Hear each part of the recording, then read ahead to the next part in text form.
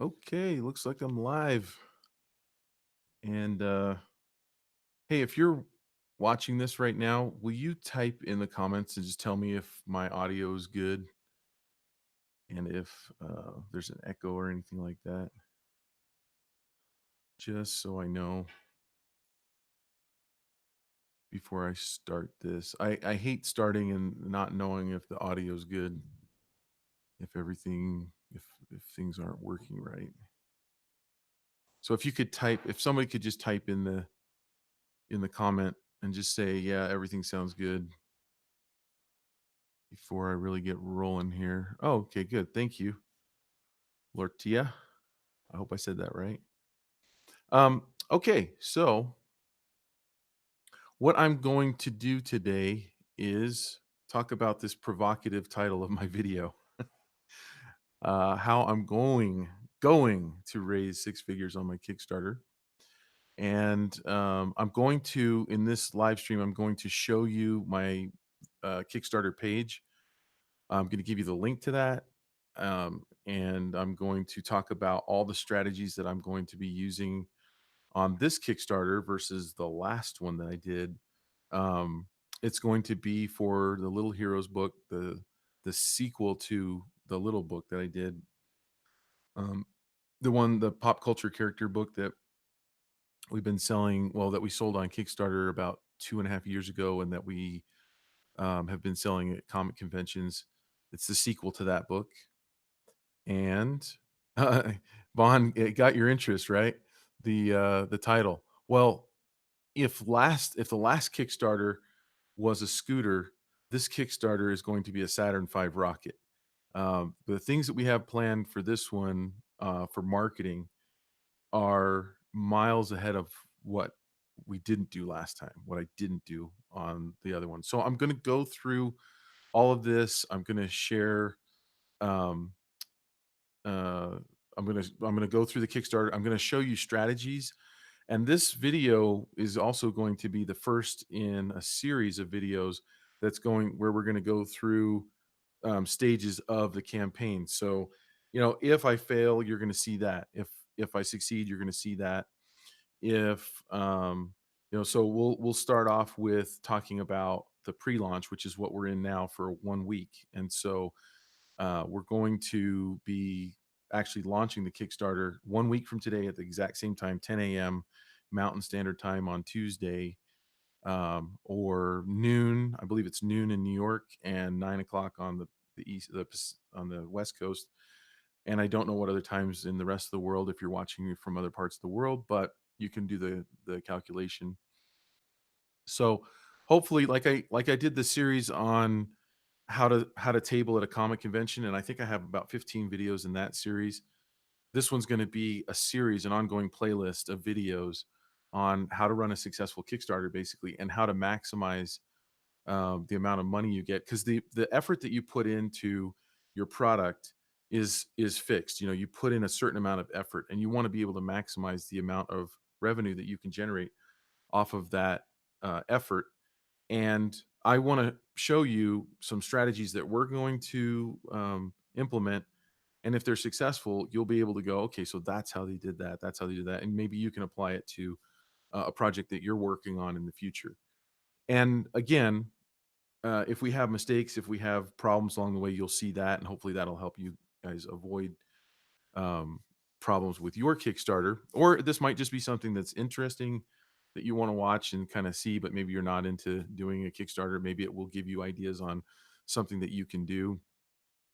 Um, so the first thing I'm going to talk about is the fact that when Jake Parker and I moved into this building is actually a startup business building. It's a building where they're only renting to people who have a small company that they're trying to get off the ground. So we moved in here to launch svslearn.com, which we were successful in doing, and we've been running that and are continuing to run that.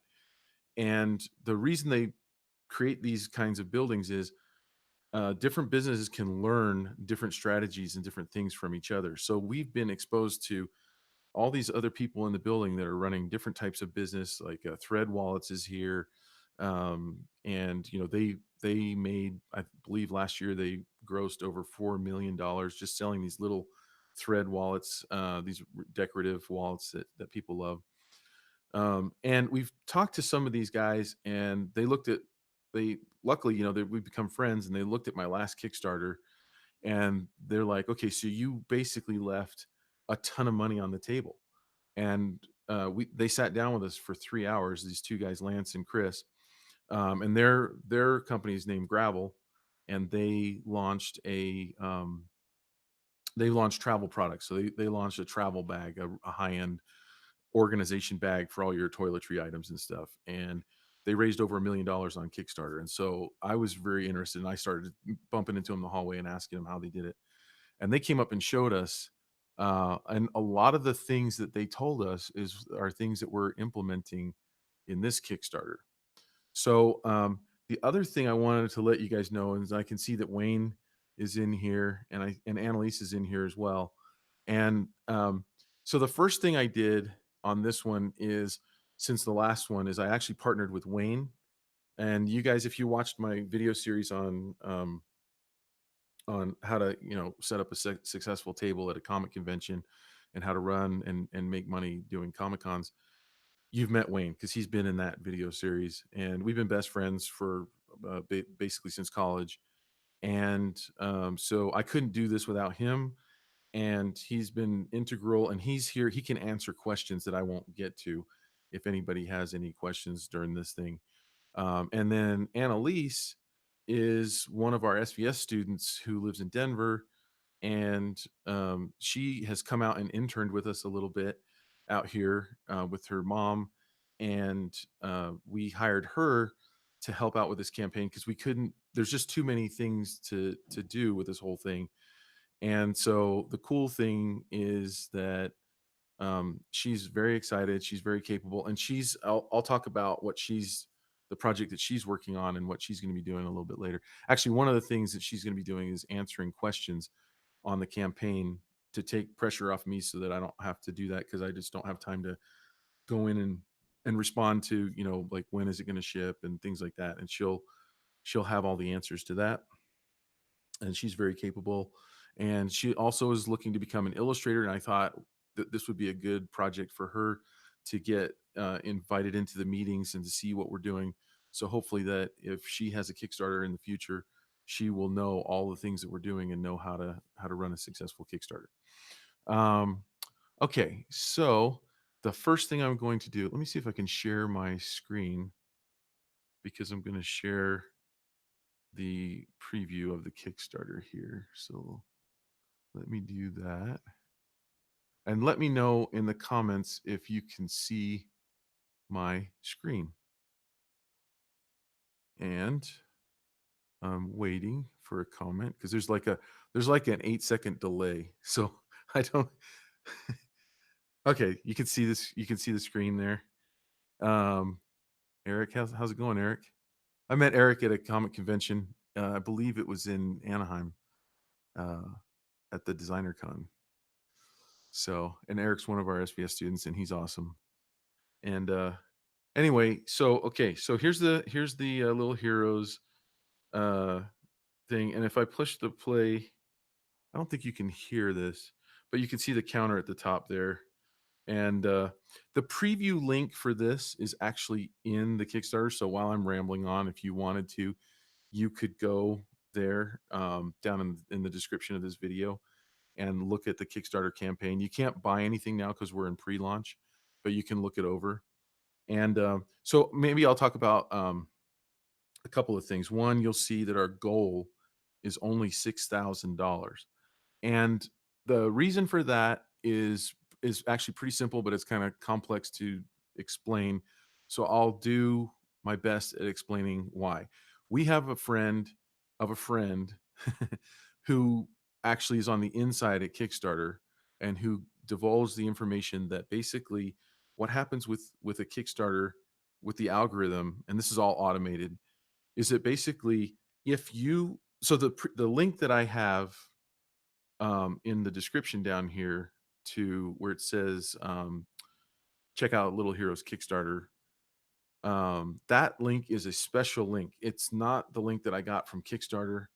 this everything is like convoluted and tied together because I'm going to have to explain where we got that link. But just know that, and I will explain that. But that link came from another company that we're working with, and that link is specific to us, and it separates us from the other company that we're working with. And again, I'll explain that. So if you're gonna go to our Kickstarter, go through this link or the links that I share on Facebook or Twitter or Instagram. But it doesn't help us as much if you go through just directly to Kickstarter and find us. Anyway, and this is good information for you too. If you're launching a Kickstarter, you'll want to keep these links separate because it will affect how much money you can actually make. So the reason for $6,000 a goal, where the on the last book we asked for 11 and we made $40,000 gross. On this one, we're asking for basically half as much. And the reason for that is the algorithm rewards you for a couple of different things. One, if you fund on the first day, especially if you fund in the first hour, it will bump you up in the algorithm. It will give you extra points, and you'll become more visible on the website. And we talked to another company who said um, they have about 3,000 projects on Kickstarter at any one time right now. It used to be higher. It used to be 5 or 6,000 4 or 5 years ago, and now it's about 3,000 projects that are live. And 3,000 doesn't sound like that many, but if you think about how many you can see on a page on Kickstarter at any one time, you can only see, you know, 6 or 8 or 9 projects. And if you scrolled, longer than you probably wanted to on their site, you might see, I mean, just the thumbnails of maybe a few hundred, but you're certainly not going to even see 1,000 or definitely not 3,000.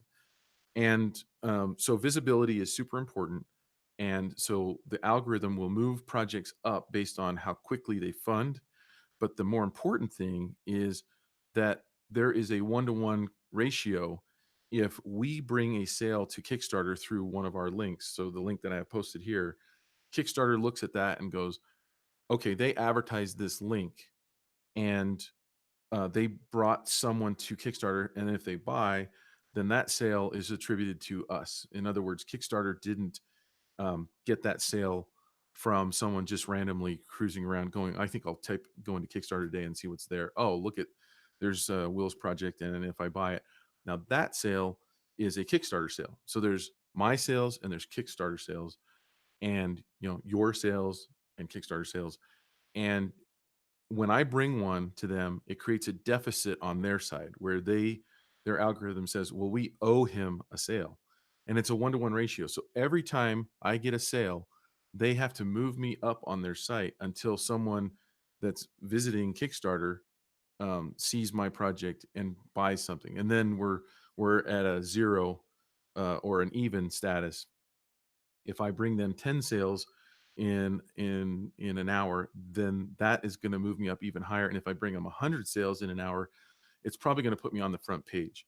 So there's some strategies that these guys that we talked to gave us that they swear by, and they say will really help us to become more visible and take advantage of that. I don't know what you want to call it, the algorithm on Kickstarter, where we're not just doing all of this on our own effort, but we're getting that uh, basically the free marketing from Kickstarter, because it doesn't cost anything to use Kickstarter. So we're trying to take advantage of their customers that just organically, they're super backers and the people that just kind of cruise around on Kickstarter and look for something to buy. So we're trying to tap into that. So we set the goal really low so that we can fund quicker, and then we're going to use a company called ManyChat, and there's a link to that in the description below, where that is an app that works on Facebook's Messenger. And so if you're already on Facebook and you have Messenger on your phone, if you click that sign up for ManyChat link down there, that takes you to our account at ManyChat, and it basically will sign you up for an alert so that when we go live, you'll get a notification on your phone or on your desktop or whatever, your laptop. And the reason that we're doing that is because on the Kickstarter, if I scroll down here, you'll see let's see, I'm going to go through this down to the rewards. So this reward right here, which is the little book, and by the way, the book does not exist yet.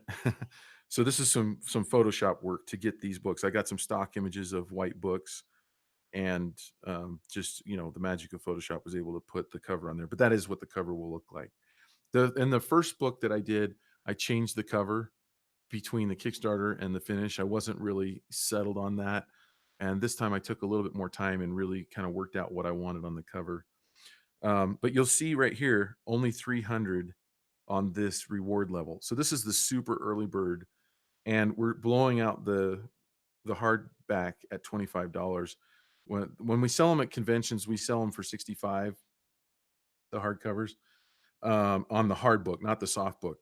And last time we ran out of hard books, we didn't print enough hard books. So most people that have seen us at conventions didn't even see our hard books because they got sold out in the Kickstarter. This time we'll print more hard books.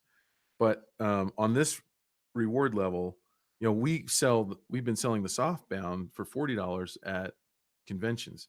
So this $25 is a really good price. And what that hopefully will do is all the people that we're marketing to on Facebook and on Instagram and on Twitter and through our emails that we've been collecting at conventions, we will be telling everyone, including you, some of the people on this live stream or that are going to watch this video after the fact are people who have been looking for this second book. We've been at conventions, people every time they see us, they're like, "When's the second book coming out? When's the second book coming out?" And we never really knew because with my other projects and stuff, it's taken a while to get enough characters to actually flesh out the second book. But now that it's here, they're all waiting, and so we're going to try to get them signed up on this mini chat so they get the alert. They come here, and with there being 300, there's a good chance that if you get the alert, you go to Kickstarter and you already have maybe looked at it from the pre-launch, you can just know where the reward is and go and get one of those books for $25. And the goal is with that is to incentivize enough people to buy in the first hour that we fund in the first hour. So that's the goal. That will hopefully get us more visible. It will create a deficit of sales on the Kickstarter side. The guys that advised us in the building said that they stayed on the front page of Kickstarter the entire campaign because of front end loading all these sales in a short amount of time. So keep in mind, if you knew that you were going to get 2,000 sales or 2,000 backers on Kickstarter in 30 days, you could, the average person would probably think that it doesn't matter. You could space out those 2,000 sales over 30 days and you're super successful and you fund and all that. But if you could get 1,000 of those sales on the first day, you'd do way better. You would end up getting more than 2,000 sales because of the exposure that you would get from Kickstarter. So the most important thing is that I didn't do the last time was I didn't have a pre-launch like I'm doing right now. I didn't tell people that I was going to be launching this. I mean, I might have mentioned it on Facebook, but I didn't really do anything to really take the time to get it out there. So I didn't do that. And so now what I'm trying to do is make sure that everybody knows, friends and family, followers, um, uh, people that acquaintances, everybody that I know, I want them to know that they can get one of these books for really cheap on the first day. So that's super important for funding. And that's probably the most important thing that we can actually do on our Kickstarter. Now, there are a lot of other things. So I want to go through some of these other things that I've done. If you follow me on Instagram or Twitter or Facebook or on my fan page on Facebook, you'll notice that I've been kind of radio silent on showing some of these characters. So like if you look on here, a lot of you probably haven't seen Thanos with the ring pops. And the reason for that is I haven't shared them on social media. I've been waiting for this launch. So and I'm not necessarily advocating like a lot of these are new that you haven't seen, and there's a lot more that we're not showing on here that are going into the book that we just don't have room to show. Like Spider Gwen is new. I have a whole bunch from the Spider Verse that I've done, like Miles and Kingpin and even Mysterio. Um, but I've been holding back so that I can uh, release a character one every day, and one every day during the Kickstarter, which is a 30-day campaign. And there's my feeling is that if you release your artwork, then you can really only do it once on Instagram, right? And once you kind of put it out there, it's out there. And if you launch like in this case a Kickstarter, a crowdfunding campaign, you can't really launch that character again or that piece of art. Um, so it was a gamble. It probably hurt me in a lot of ways because my social media accounts kind of stopped growing during that time. But I'm hoping, and there's no way to know whether this was a good decision or not. Um, and if you guys have opinions on this, I'm gonna actually go back through this video and read your comments because I know I'm not reading them now, and I want to know what you guys think about that idea to hold back um, all these characters. Um, so that was a conscious decision. I'm going to be doing that today, or doing that throughout the campaign. Now, another big thing that we're going to do, and this is why I'm confident in in having the title, how I'm going to raise six figures on my Kickstarter, is we have also found out that the Kickstarter, when it started out, it was new. People were enamored with the idea of a crowd-funded website, about the whole idea of launching a product that doesn't exist, selling it, and then manufacturing that product after the money's collected, using that money to manufacture and ship the product. It was a totally new concept. We needed the internet to be able to do it. And when Kickstarter and Indiegogo and some of the other crowdfunding platforms launched, they were new, they were exciting, and that's why I think that there's been a fall off in why they used to have 5 or 6,000 projects on there, and now a lot of people have learned, oh, it's actually harder to launch a campaign than we thought. A lot of people have made mistakes and didn't really know what they were doing, and like my first one failed. So I went from failing to funding 4 times my ask to this time. I'm really confident that we're going to be over 6 figures, and one of the reasons for that is we've hired a company called Funded Today, and actually haven't gone out to their website. Let me see.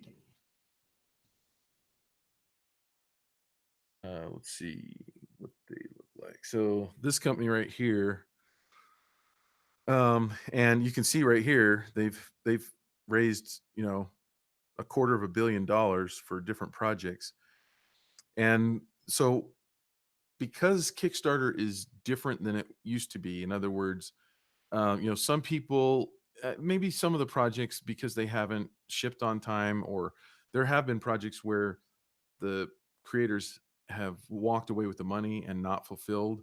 So there's been, the kind of the ugly side of crowdfunding.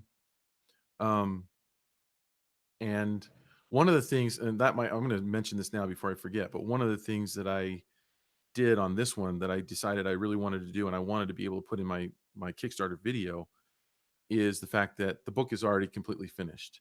All the artwork is done.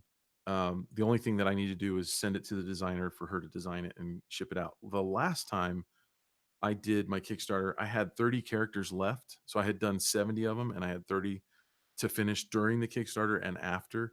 And it was a ton of pressure. I didn't like that pressure at all. The pressure of like, I can't, I've collected all this money and I can't, I'm going to be in big trouble if I don't finish this project. And that was a lot of pressure. Now I was confident that I'd be able to finish, but at the same time, as a freelance illustrator, you don't know if like a dream project is going to come in, and now that's going to create a conflict. Like I need to finish my Kickstarter because I've already collected all this money. Anyway, this one I decided I'm not going to launch it until all the characters are completely done, because I want to enjoy the process. I have a ton of other responsibilities with my other businesses and stuff, and I don't want to. Um, I just didn't want to feel the pressure of during the Kickstarter, and it made it less enjoyable. Also didn't want it to compromise the art. Like I didn't want to be trying to get through stuff. I wanted to spend my time on each character and really give them the love and attention that they needed. So, anyway, back to Funded Today. They are a company that the deal is you pay them $3,000. Now, I realize that for a lot of people, they're like, I don't have $3,000. Keep in mind, if you've been following me on YouTube for the last, I mean, I've had my YouTube channel for like 6 years or 7 years or something like that, 8 years. Um, yeah, like maybe 9 years. Man, time flies. I went through that whole time where I lost my house. I had my truck repossessed. I didn't have any money. And I had to dig my way back out of that. And I've talked about that on YouTube before, where I had all the sacrifices that I had to make in order to get us back up and running and doing well. To today, where $3,000 is not any kind of a problem at all, because we've lived below our means to be able to save up money to use, money as a tool to be able to help us make more money. So um, that's kind of an encouragement to everyone, that if you want to be an entrepreneur, you definitely have to live on rice and beans and stuff sometimes to be able to save up money, to use money, to have the means to do stuff like this. But this company takes $3,000 up front. They use that money to test ads on Facebook. And then if the ads they're testing, they do A/B testing. So they'll create a couple of ads and they'll run them against each other and see which one is performing better than the other. And then they'll discontinue the ad that's not working well. And then they'll probably test another one up and run another one up against the one that was doing better. And if the new one does better, they'll throw away that one. And they keep running A/B testing until they get the best ads that are working for the demographic. And so there's a lot of moving parts with using a company like this. One, they have to approve your project. So you can't really sign up. You can't really use this company, one, unless they accept you. So they won't work with anybody. They have to really love the project. The second thing is your campaign pretty much has to be finished so they can look at it and decide whether they want to be in business with you, because it's basically an agreement that you make with another company, and you sign a contract and everything. And then what they do is they have investors. I'm assuming they have probably a lot of investors, and they're probably ranked in order, and so they call it an unlimited wallet, where they can pump as much money into your Kickstarter, into Facebook ads, as are working. So if it costs them $1 and they can make $3 from an ad, they'll just keep pumping money into your campaign. And so the money that they're spending on their own beyond your 3,000, they'll spend 10,000, 100,000, a million. They'll spend whatever needs to be spent in order, as long as it's bringing back more than they're spending. Their money then goes into your Kickstarter, in a sense, because it's money that's spent on Facebook. So their money's gone, but because it's bringing back more sales on your Kickstarter, in a sense, their money that they spent on Facebook is now in your Kickstarter account. So in order for them to get their money back, they have already done all the calculations, and they take about 35%, which is negotiable. We negotiated for a little bit lower than that. And so they will take from the total. So this is a big gamble. They will take from the total of our Kickstarter about 30%. And if we were using um, Kickstarter's checkout process, in other words, Kickstarter counts all the shipping money that you collect as the total, then they would be taking 30% of your shipping as well. So they suggested that we use another company called CrowdOx, which is like BackerKit, and a lot of people have heard about BackerKit. The reason they suggest CrowdOx is because they're newer and they're lighter. They're a lighter team, and they do great work, but they're a lot cheaper than BackerKit.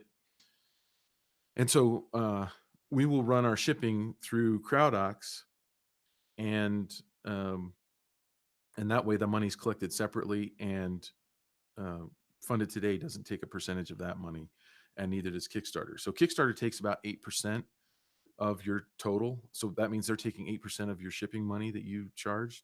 So this way we can actually, because we're going to get bulk shipping, we can actually give people the actual price of what it costs roughly for their area rather than tacking on. A lot of people have to tack on extra money for shipping um, because Kickstarter takes a percentage, or if they're using Funded Today and they didn't think to ask. I woke up one night and I was like, wait a minute, they're going to take a percentage of our shipping. Like, I don't want that to happen. And so then I asked them about it, and they're like, oh, just use CrowdOx, and then that way we won't take a percentage of it. So this right here, what you're going to see is you're going to see our Kickstarter generate a lot of money that I'm not personally going to get. So the total is going to be a lot higher, but when we look at the actual percentages, mine is going to be lower than you might think it would be because we're paying Funded Today 30% off the top. However, the reason you would use a company like this is there there's another company called Kickbooster you might have heard of, and they do the same thing.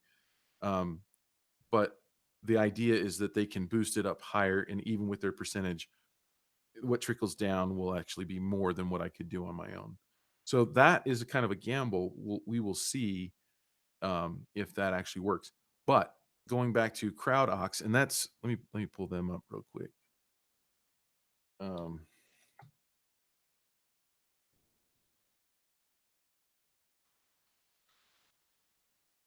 so CrowdOx right here also gives you tools to be able to upsell at checkout. So if you look at our Kickstarter campaign through the link in the description on this video, you'll see that we don't have that many tiers. When we first started laying out our campaign, we had a ton of different tiers with different print packages and stuff. Um, and we found that when we started working with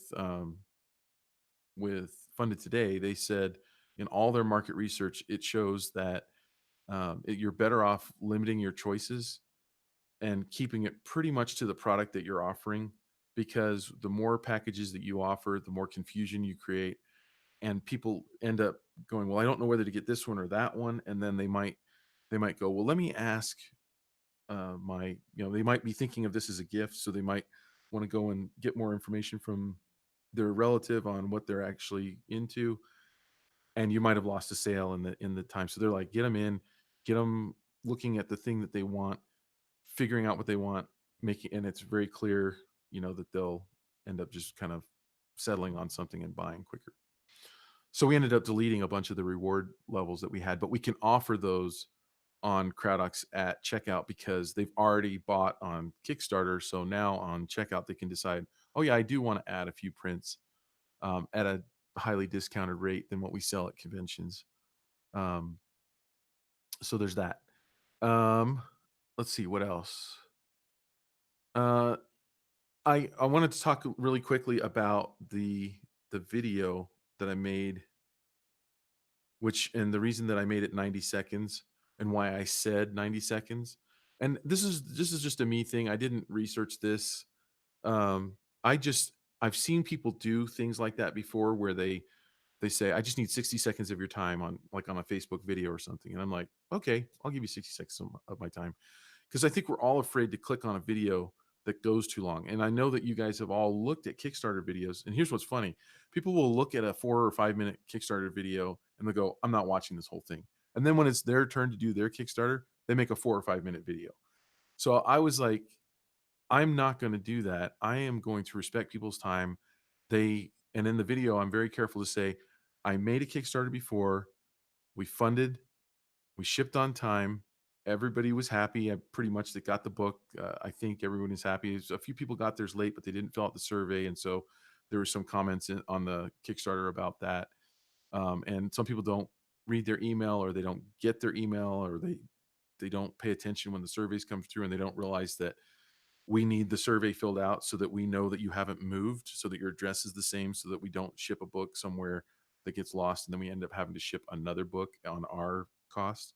So that's a common thing with Kickstarter, is they won't ship your book until you fill out the survey. Anyway, I wanted people to say, okay, I'm in for 90 seconds. I'll hear your video. And that was the reason behind that. Another thing I did on this Kickstarter that I haven't done before is we found Ian, who's over there with his headphones on and he can't hear me right now. Do you want to stick your head in? I can talk about Ian.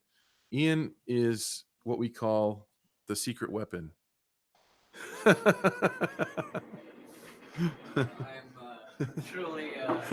truly flattered by that introduction there.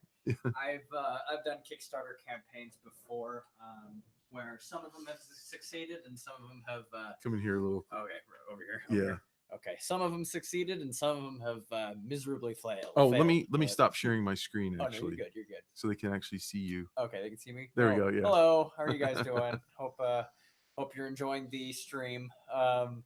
Yeah, no, I think Will gives me a little too much credit, but that's okay. Luckily, So you're a entrepreneur major yes, at BYU. Yeah. And we found you kind of serendipitously. Wayne actually found you. Yeah. And you had done a Kickstarter, so you've gone to Kickstarter school. You've got some really good teachers, and your first Kickstarter failed. Oh yeah, but that to me that's so much more valuable than a Kickstarter that succeeds, right, or barely succeeds. Well, like I feel like for a lot of people, the biggest thing is they're just afraid of starting. They're really afraid of starting a Kickstarter campaign because they're afraid that well, okay, people are more loss aversive than anything else. I'm really afraid of possibly losing money.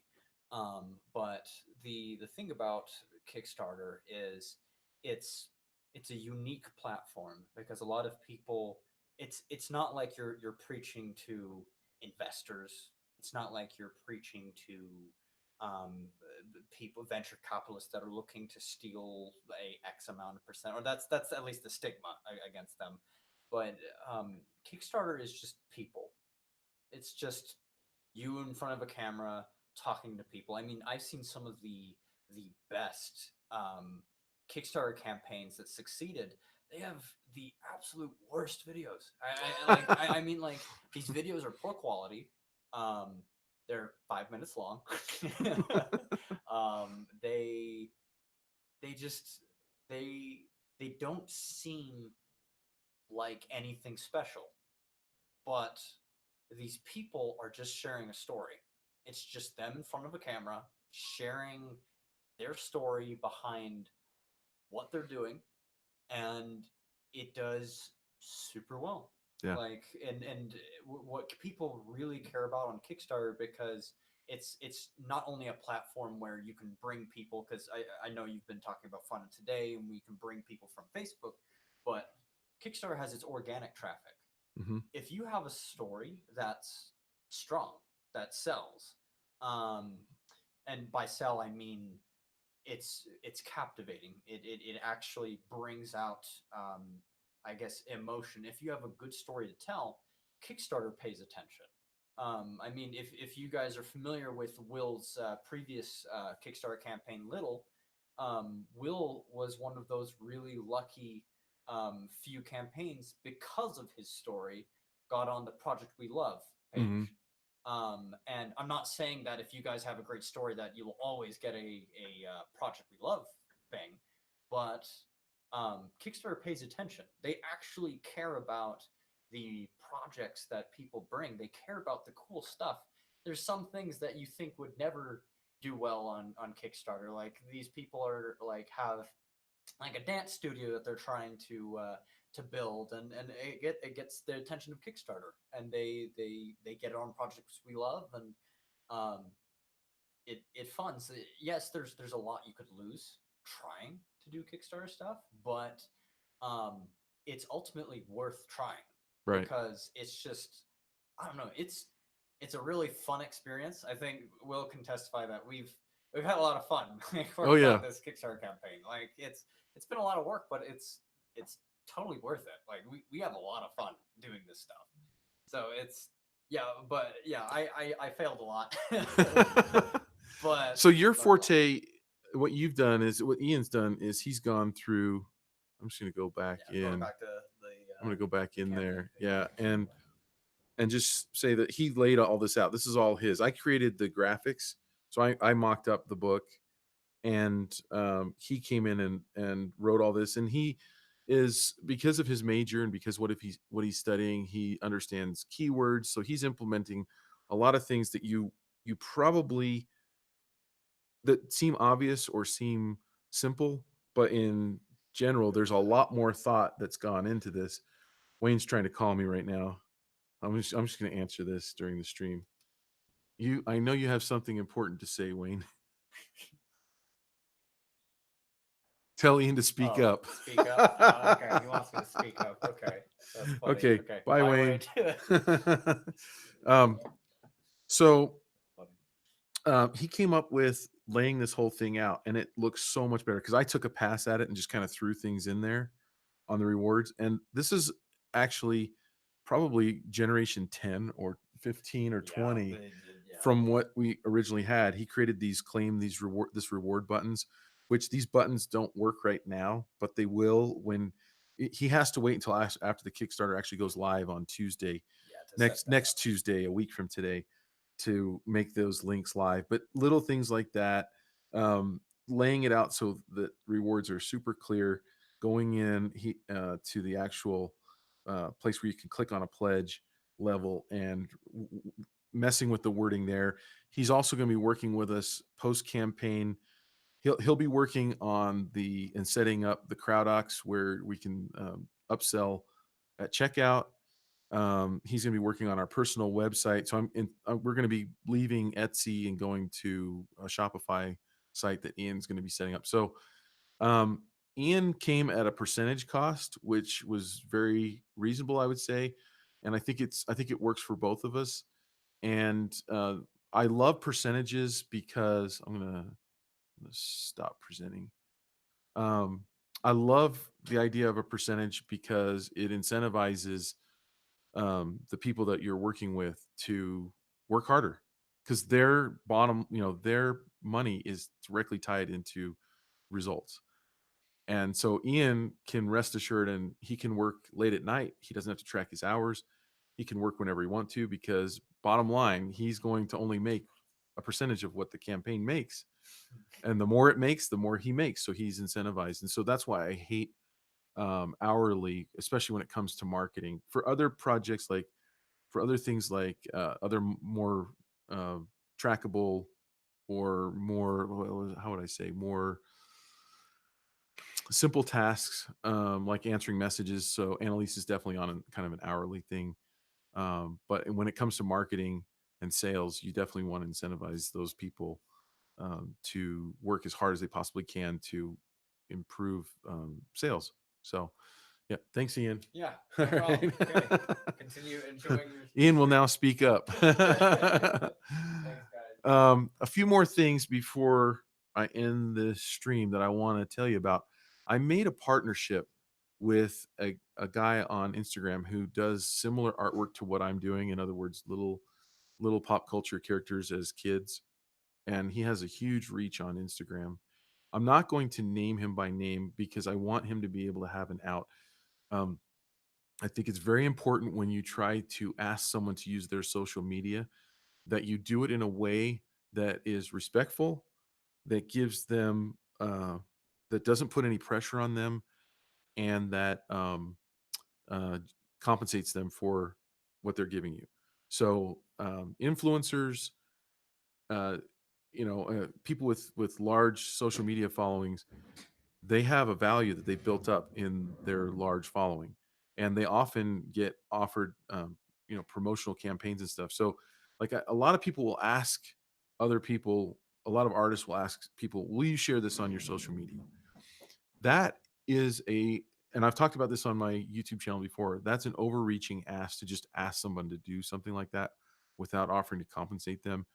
And the reason for that is you don't know what they had planned for their social media, and that you're asking them to endorse something often that they haven't seen or haven't experienced or haven't used themselves. And we live in a day and age right now on the internet where people want real and genuine things. They don't want hype. They don't want to be. Um, they just don't want someone. They don't want fake stuff. They want real things. So like I only endorse products that I use. So I at first on my YouTube channel I did a few reviews of products, that I don't use. And I just decided I was never going to do that anymore because I was in the situation of saying, this is pretty good. I don't use it. And then I thought, well, why am I endorsing it if I don't use it? So I get asked all the time to endorse products or to mention things for money. And I just turn them down almost when I see the email. I don't even look at it because if it's something that I'm not already using, I don't want to start using something else. And I certainly don't want to try to tell you guys to get something that I don't know anything about. And so anyway, so I reached out to this guy and I said, "Hey," and we've known each other kind of just on social media. We've never met in person. And I said, "Hey, I want to ask you how much you would charge to do post during my Kickstarter campaign. But if it's something that you don't do on your social media, or if it's something you don't want to do, or if you feel like we're competitors and you don't want to help my project, I totally get it." I gave him so many outs, like, and like, please don't feel bad if you want to say no. I know how sacred your social media account is. And, but if you want to make some money, we will definitely we can negotiate something that works for both of us. And he responded and just said, "Well, I'm going to be launching a Kickstarter in March, and so let's trade." And I said, "Well, but your social media is so much larger than mine. It wouldn't be a fair trade. What if I also put you on my Facebook and did an interview? Because he'd be a really good person to interview for this YouTube channel." But then our Kickstarter has been delayed 2 weeks. So I thought we would be wrapping up about the time that he's starting his. And I haven't talked to him since. And that's why I don't want to name him by name right now because I want him to still be able to say no. Um, and so if you're watching this, um, and I've reached out to you, just know that you can easily say no. And I'll still interview you on my YouTube channel because you're an interesting guy. And there are some really cool questions that I have to ask you. But I don't want us, like, if you're really going to launch in March, I don't want you to feel like we're competing if we're doing similar things at the same time. And I certainly don't want you to have to advertise for me just because you agreed to, because I was going to be launching at the end of February. And now we're going to be launching on March 5th. Anyway, but making those kinds of, I didn't do any of this reaching out to other influencers on my last one. I also reached out to another guy and we're kind of connecting sort of, but we don't both of us don't use Instagram Messenger, so it's like sending mail across the world. It's working that slow, so I don't know if anything's going to work there, but I'm still interested in that one. I'm going to Another thing I'm going to be doing is little things like changing the banners on my Facebook, Twitter, and YouTube, so you're going to see those things, and hopefully those will bring awareness to the campaign. Another thing that I'm going to do on this project that I didn't do last time is I'm going to buy an ISBN number and have that printed on the book. And the reason for that is so that we can sell the books on Amazon. And and I'll probably do a whole video on this in the future once we get this up and running. But there's a Facebook group that I was made aware of um, by I think one of our SVS students and someone that I've met at comic conventions who said, there's a guy who's teaching people how to sell their books on Amazon, and he's selling thousands and thousands of books. And you can buy ads on Amazon, and there's a really cool system that he has. So we will probably be implementing that, but we want to. It's like $100, I think, to get to buy one ISBN number. So we're going to do that, and be prepared to be able to sell these books on Amazon. Um, and then the last thing that we're doing that we didn't do on the last one is our guys in the building that sat down with us said, "You've done all this work for your Kickstarter. You've you've done you've done all the prep work. You've made the product. You've worked hard on your Kickstarter. You've worked hard to market your Kickstarter. You're sending everybody to Kickstarter. When that 30 days is up, on the 31st day, there will be people that go to your Kickstarter and it's ended and now they can't buy." And um, even though you do need the numbers so that you can then submit your files to the printer and order books, and you know how many books you need. There's a delay. So like, let's say I get the files to the designer, and she's pretty much done with the files. Maybe she's done a week or two after the Kickstarter ends, and then um, we contact the printer and we say, okay, here's the files. We send those over. It might take, I don't know, a few days for them to get back to us, and then they get back to us and they say, okay, great, we got your files. And we tell them, okay, we've done our calculations. We know how many books we need for the Kickstarter. We know how many we probably want to have to sell at comic conventions, and then we know how many we're going to probably try to sell on Amazon and things like that. But we can duplicate our Kickstarter campaign and put it on Indiegogo. And so our guys in the building did that on theirs, and they generated $600,000 on Kickstarter. They generated $400,000 after the campaign on Indiegogo. So the idea is you've done all this work to market your campaign, and you can continue selling on another platform after it's finished, but you're probably not going to do as many sales. And so they did uh, like 2/3 of what they did on Kickstarter, which is a lot. But there's a time where we've sent the files to the printer where we can delay the total number of books that we want, because they're working on the files, they're setting up. It might take them 3 weeks to 6 weeks to actually start printing the book. And so we will hold them off as long as we can and get numbers from Indiegogo to add to that campaign, and that might bump us up 1,000 books or something like that. So we will know, and then we'll still have to guess so that we don't run out and that we don't print too many. But if you in printing, the more that you order, the price goes down, and so we want to order more because that will actually make our total unit costs go down, and it'll make our profit margin go up. So and then we'll probably use a company like ShipBob at the end to do fulfillment, because we'll probably sell too many that we can't have books sent here. So we'll probably have books printed in China and then have them shipped directly to a company like ShipBob, where they will prepare the packages and get them sent out. They'll receive the books, and so we won't have to touch them. And then we will just basically help them understand and get the different pledge levels right. And there will be a little bit of complication um, in sending out uh, the orders from CrowdOx when people do add-ons to their add-ons to their pledge level from Kickstarter. But they assure us that it's actually pretty streamlined in how we can set that up so that those are fulfilled right, and it's pretty much automated. And so that is the Kickstarter. And I'm going to look over at comments really quick and just see if there's anything that you guys want to ask me directly where he's getting his books printed. So I'm looking at Beth Snyder right now. I'm planning to use Print Ninja. I've heard really good things about them.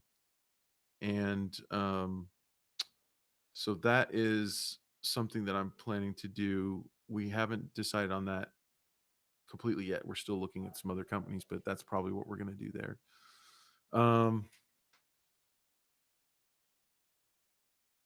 So Vaughn saying tripling the amount would not feel like a win when all this goes towards promo services.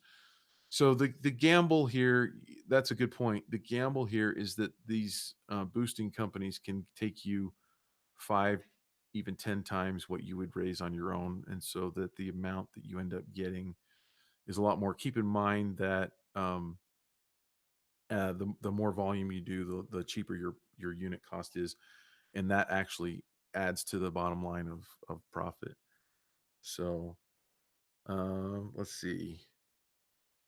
So yeah, and we've been talking about making a course on running a successful Kickstarter at SVS from start to finish, because all of this really does need to be in a course. And we have a lot of things on our schedule right now that we're planning to do at SVS. This is definitely one of them. I don't know how soon this will be out, but we definitely want to do a Kickstarter how-to video for artists doing, like for comic book projects, for book projects, for anything art related. And there's a lot. Like we've probably had 3 or 4 meetings, the four of us. So there's a lot of moving parts. There's a lot of stuff to set up. We had Annalise, basically went to ManyChat school, and so she's the one who watched all the videos on how to use the ManyChat app. And again, I just want to remind people that might have come to the stream later. There's a link below if you are interested in getting one of the. A lot of you probably don't care about getting the book or anything, but if you are one of the people that wants the book, those 300 are probably, I'm going to estimate, are going to definitely go within the first hour. Um, because one thing I didn't talk about was all the the emails that we've collected at comic conventions. I'm glad I just remembered this right now. So that's a huge thing. That when we first started doing comic conventions, I'm a dumb guy. I'm not a marketing guy. I was like, why are we going to collect these email addresses? I didn't see the value in it. And so then this is actually a big part of what I needed to talk about with the Funded Today and how it works for them. So the reason why when you go to conventions, you will see people offering candy for email addresses is that if you can if you can get email addresses from the people that buy your product, you don't want an email address from just anybody to sign up. Hey, give me your email address. You really want to get it from someone who finds value in what you're doing and who's buying your product. If you can get 1,000 minimum, we have about 2,000 names. We could have probably 5,000.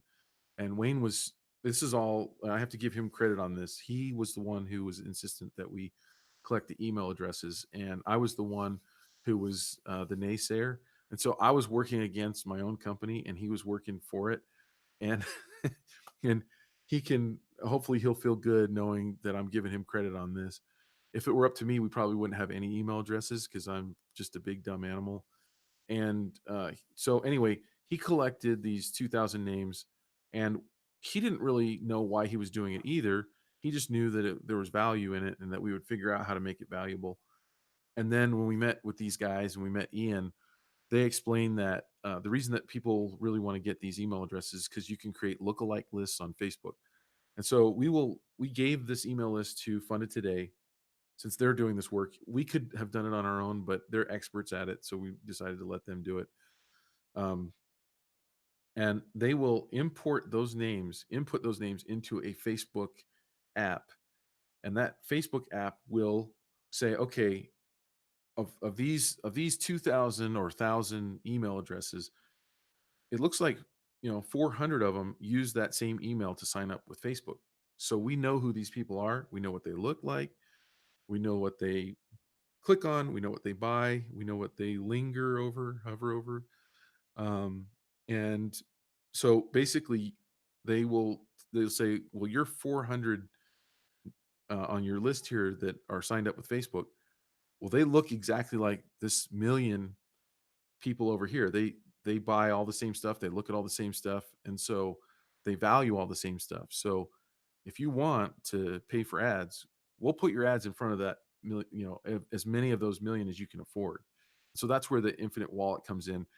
Um, if we tried to fund this ourselves, most people don't have enough money to put in to these Facebook ads because sometimes it can take hundreds of thousands of dollars that's going in there.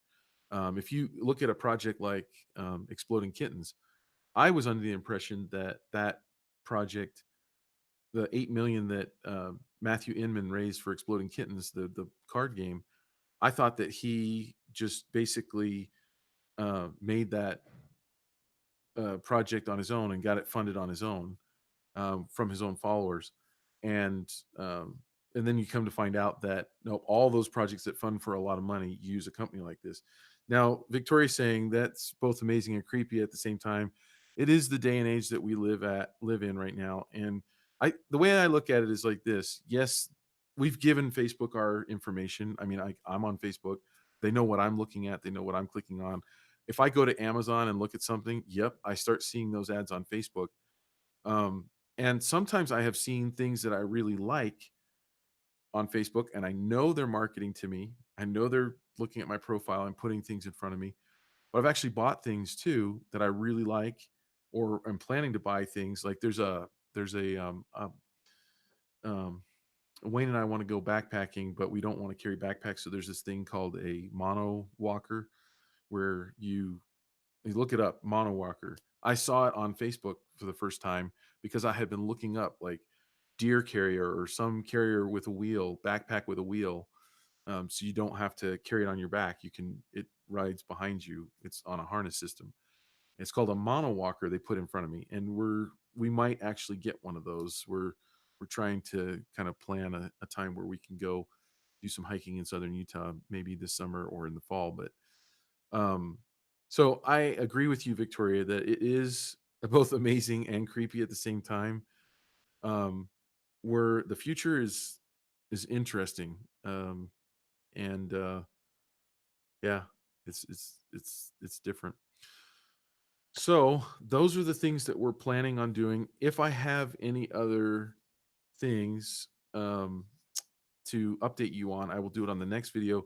I'm just going to name these videos like part one, part two, part three, or just, video number one, number two, number three, but they're going to follow along and we'll just update you. I am going to live stream the when we pull the trigger on Tuesday, when we launch the Kickstarter, so that you can watch the numbers come in with us. And maybe Wayne will be in here with me doing that. I'm hoping that he'll be in here with me on the video next week. So same exact time next Tuesday, 10 a.m. Mountain Standard Time, or noon Eastern Time, or 9 o'clock on the Pacific West Coast. And we're just gonna watch what happens and see if we can actually get the Kickstarter to fund in the first little bit. um, so yeah, it's it's interesting. Yeah, we Wayne, they're talking in the comments right now about people not putting enough shipping in there. I actually know somebody who didn't put enough, didn't charge any shipping, and ended up losing all their profits on their Kickstarter and ended up not making any money. So I will say this, that oh, this has opened my eyes a lot, knowing that I have a product that people want, and then relinquishing a lot of control to like Wayne and Ian. Wayne has done all the hard work on figuring out shipping, which is a nightmare. He's gone to shipping school, and so he's doing all that. He does all the ordering. He does all the facilitation stuff, working with the printer. This is a really hard thing to do on your own, but if you get something that people want, and you can start to grow. Like on the first one, I couldn't have afforded to work with Ian, and I couldn't have afforded to work with Wayne because I didn't know how it was going to do. Um, but this product didn't exist 5 years ago, 4 years ago, and now it does, and it's growing, and people want more. And so we're just gonna kind of keep running with it and see what it can do. And you guys are along for the ride, and hopefully this sort of thing is interesting to you. I know that there's a lot of people that watch my channel that could probably care less about doing a Kickstarter, but I've always been interested in entrepreneurial things, and the spirit in this building is just so creative. We watched these Thread Wallet guys in the building when they first came in here, and it was just a husband and wife. And now when you go into their office, they have a little tiny office, and we were in there the other day, and there were like 12 people in there working on tables, and they're just all doing different things with laptops. And it's just really cool to see that there are, and the way a lot of these guys describe it is that these are the things they don't teach you in school, that there are so many opportunities out there to market and sell a product. I mean, think about this: wallets, just a wallet. Where's my wallet? It's in my jacket. They've been around since probably before they were even keeping time, and yet here's a company that came along a few years ago called Thread Wallets, and they just put designs on wallets. You can look them up. Um, and their Instagram is huge. They use a lot of influencers on Instagram to show off their wallets. For women, they put a wallet on a lanyard. I mean, I guess a guy could wear it there too, but I think I've seen mostly women wearing it on a lanyard. And I think it's for women that are wearing like stretch pants or something. They don't have pockets and they just want to bring their wallet. And so they came up with a decorative way to hang the wallet and make it like a fashion piece, and so all the companies that were making wallets before that, they probably got stuck in there thinking of, a wallet goes in your pocket. That's what it is. And why would we put a design on it? No one's going to see it. And these guys completely just rethought the wallet. They saw a need for people that walk around without pockets, and they grossed last year $4 million. So selling something that's as common as a wallet. So I'm just this has always been a real passion of mine, is to try to figure out how to make something and sell it to other people. And I think that for us, moving in this building has just been completely eye opening. And I sometimes now I wonder, like, what projects will I work on in the future that I don't even know about yet. So anyway, that is the first video in this series. I'll probably change the title to reflect that, number one, and check back with us in a week. Sign up for ManyChat if you want to get the one of those 300 books. Um, and the link is in the description. Go check out our Kickstarter. It won't launch until Tuesday at 10 a.m.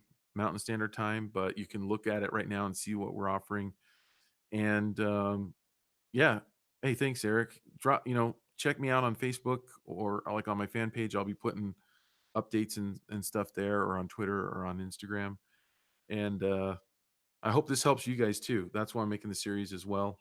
Obviously, it's a marketing tool for me as well. So making this YouTube series is a marketing tool. I want to be very transparent about that. But everything. So Beth, you want a thread wallet now? Yeah, they're really cool people. And what's funny is the guy who owns the thread wallets, when he first moved in here, I thought, and I hope he watches this too, because I just think it would be funny. Like, he's a super nice guy. He came in here and he's like, "What do you guys do?" And he had this huge smile on his face. This was last year. And I was like, "Why is this guy so happy?" And now I think I know. Um, he they they just figured it out. They figured out how to market a wallet online. So anyway, I'm going to end the broadcast. And thanks a lot for you guys for watching. And hopefully I'll see you on the next one. And thanks, Wayne, and thanks, Annalise, for being in the comments there. I'll go back and read them. See you guys later.